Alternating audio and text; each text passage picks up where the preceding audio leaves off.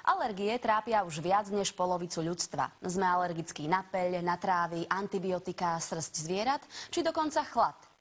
Existuje vôbec liečba, ktorá dokáže dlhodobo pomôcť ľuďom trpiacim rôznymi formami alergií? Alergiami trpím asi od mala, od 5 rokov. Vtedy som mal alergie na perie, ešte na roztoče, na prach. A keď som mal 12 rokov, tak prišli alergie na psa, na mačku. Nemohol som spať u babky v paperových perinách. Keď som sa hral s obsom, tak som cítil také škrabanie v nose, nepríjemne sa mi dýchalo. Chodila som k alergologičke, tu som bral asi 4 lieky som brával. Tie lieky mi nepomáhali, iba to možno jemne potlačali niekedy. Alergia je reakcia organizmu na určitú látku, ktorá je v podstate v prírode alebo v tom okolí prírodzená, ale na organizmus na ňu reaguje nadmerne. Je súčasť určitých porúch celého imunitného systému. A prejavuje sa to buď alergickou nádchou, bronchiálnou astmou alebo určitou alergiou na potraviny, ekzémom alebo inými ťažkosťami. Ak trpíte alergiami, biorezonančná terapia je rýchla, bezpečná a bezbolestná metóda, ktorá vás dokáže vraj zbaviť alergií navždy. So všetkými alergiami máme výbornú skúsenosť, že sa dajú veľmi dobre eliminovať. Čo sa týka peľových, je to výborné, alergie na zvieratá, perfektné, potravinové alergie, gény tiež odchádzajú veľmi rýchlo.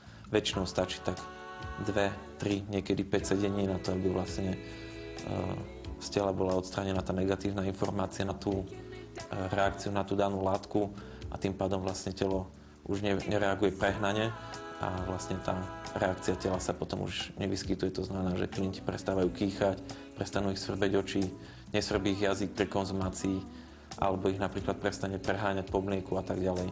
Biorezonančná terapia meria elektromagnetické vlnenie, ktorého zvýšenie alebo zníženie vždy súvisí s poruchou činnosti orgánov v ľudskom tele.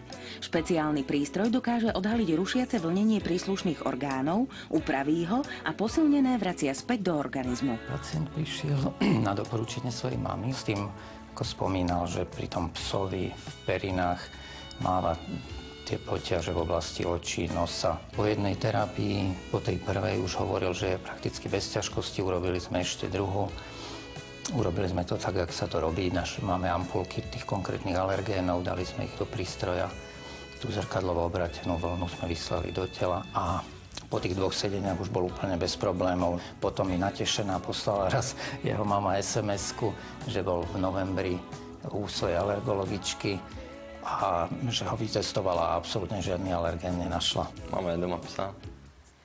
Nemám s tým problém, keď sa s ním hrám. Terapiu nie je možné absolvovať len v 2 prípadoch. Rizikovým klientom je klient s implantovaným kardiostimulátorom, pretože vlastne pracujeme s elektromagnetickým vlnením. Na Slovensku je zaužívaný zvyk, že nebereme tehotné ženy. Následne po terapii sa vlastne v tele spúšťa proces detoxikácie. To znamená, že nevieme s určitosťou povedať, čo by to s tým plodom spravilo. Práve, že výborne funguje na malé deti. Keď u dospelého klienta potrebujem 5 sedení, tak u dieťa stačí 2-3 sedenia a je to potom.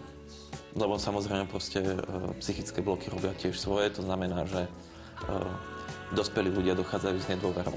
Zatiaľ, čo dieťa, keď vidí človeka s bielým plášťom, nerozoznáva, či to je proste alternatívna medicína alebo normálna. Ja som to sám absolvoval vlastne na alergiu na pele a môžem povedať, že po jednom sedení